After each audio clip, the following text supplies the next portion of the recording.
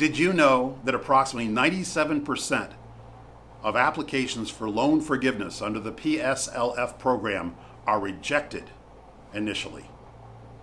In this video, we'll talk about the reasons why, and we'll talk about why it's so important to have a plan for forgiveness.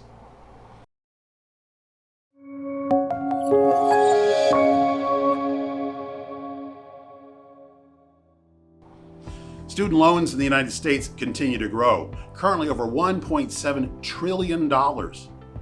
43 million Americans have student debt. Within the medical community, take a look at these numbers. For those with graduate nursing degrees, the average school debt is $40,000 to $55,000.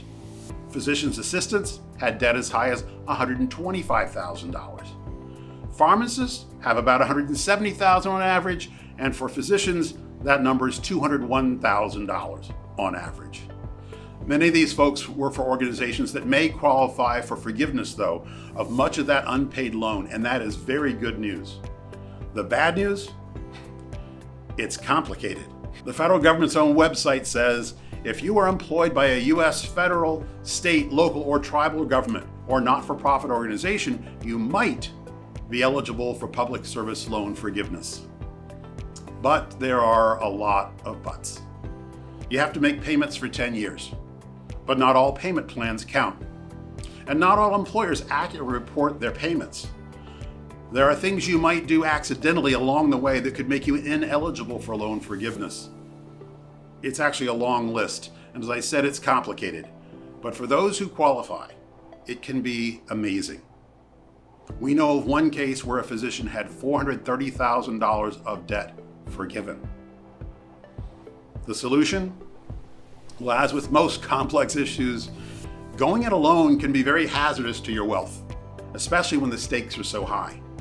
Make sure you involve your financial advisor, your employer, and perhaps an expert in the PSFL process. There are coaches out there who, for a modest fee, can help guide you through the process of maintaining compliance, applying for forgiveness, and even appealing if necessary, thus potentially significantly increasing your chances of qualifying for forgiveness. And for those of you who are just starting a residency program, there are some very important decisions you need to make right away. Keep in mind that forgiveness is not always going to be an option, especially for those who go into private practice or those who work for non-qualifying employers. There are other strategies that could make more sense in those situations. Be sure to reach out if we can help you think through this or any other aspects of your financial situation.